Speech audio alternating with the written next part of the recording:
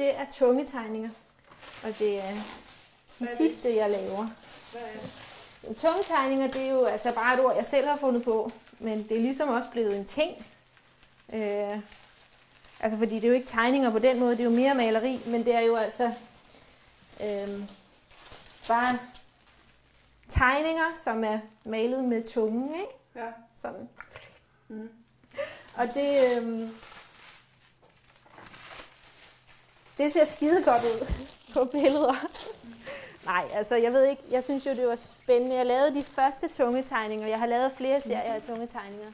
Og de første tungetegninger, dem lavede jeg, fordi min kære, gode ven Christian Vind, som også er billedkunstner, han lavede sådan et frimærke for Post Danmark, da det var noget, der hed det, som var sådan et indeks eller et eller andet, en eller anden finger, som bare var helt frimærket, ikke? Og så sendte han sådan et brev til mig, hvor der ikke var noget i, og der var det der frimærke på, ikke?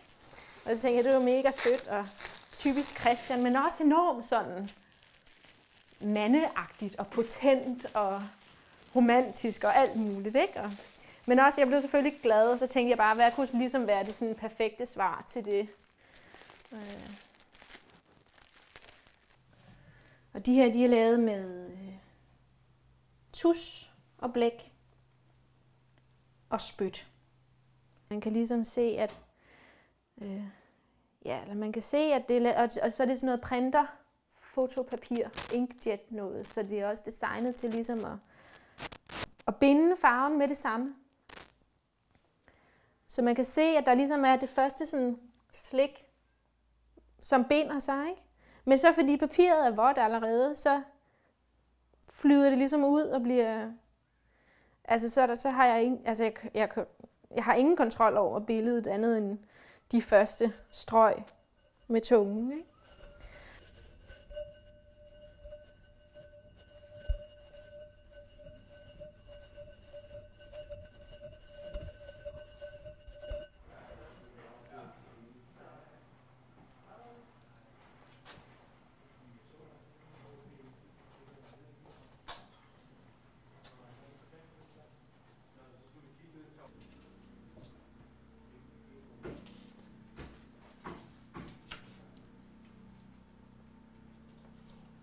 De hedder hunting log, og det er jo jagtdagbog med håndledsaftryk på, ikke?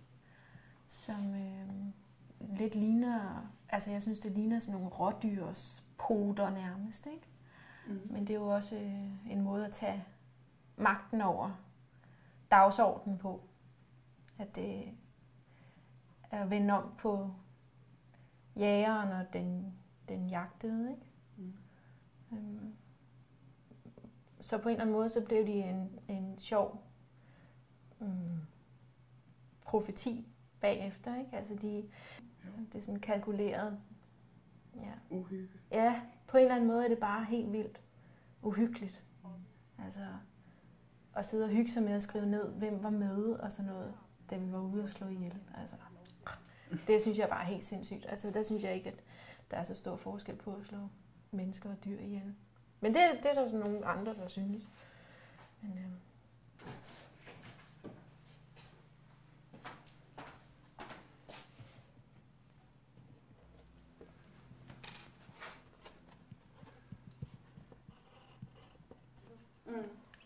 Og det er jo en kvinde i et hav af et eller andet. Ansigtet der, ikke? Og håret og armene op, som bærer en baby. I et hav af fuck et eller andet, ikke? Af noget virkelig udefinerbart. Også nok for hende selv også, ikke? Og hvordan kan man ligesom gå til det, som er for meget med mere kærlighed, ikke? Altså jeg prøver ligesom med en mere kærlig tilgang til det. Også til vreden og til, hvis man kan tale om had. Men det tror jeg nu egentlig godt, man kan. Jeg har egentlig altid tænkt, at man ikke rigtig kunne hade nogen, men jeg tror godt, at man virkelig kan hade nogen. Egentlig. Så man at gå kærligt til sit had, det er ligesom et nyt forsøg. Så.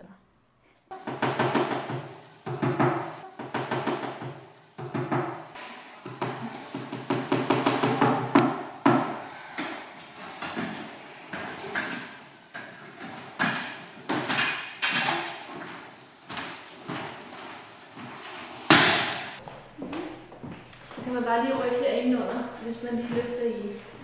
Og lige rykke det. Ja, hvis du bare også har fat i fødderne.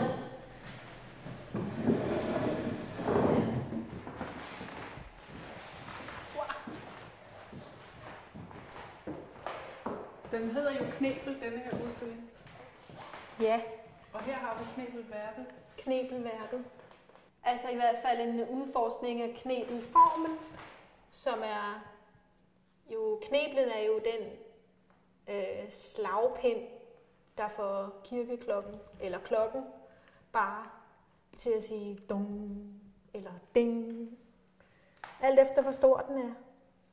Men en knebel er jo også en blokade i munden, som man ikke kan sige noget. Og den der dobbeltfunktion har jeg ligesom forsøgt at udforske på en mere formelt malerisk plan. Og så alle de associationer, der kommer ud af den form. Det er jo både fallersformen og ja, måske bare mest fallersformen.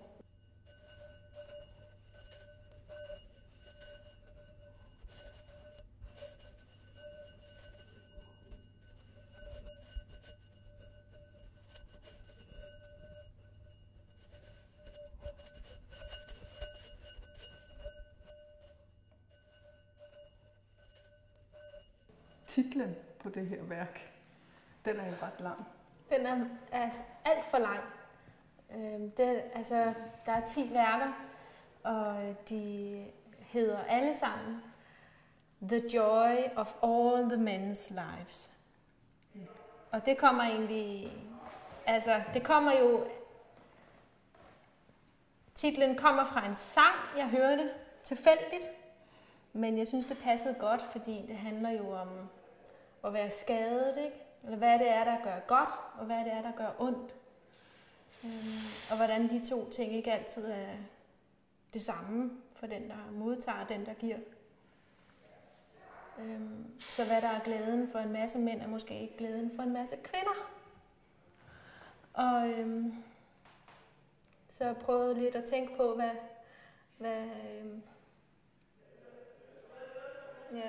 hvordan det ser ud.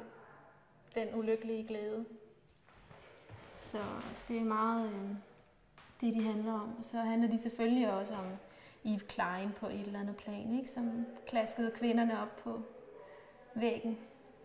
Og de ser jo meget glade ud, men jeg synes måske ikke, det var så dejligt. Så nu har jeg gjort det selv og prøvet at omvende det på en eller anden måde.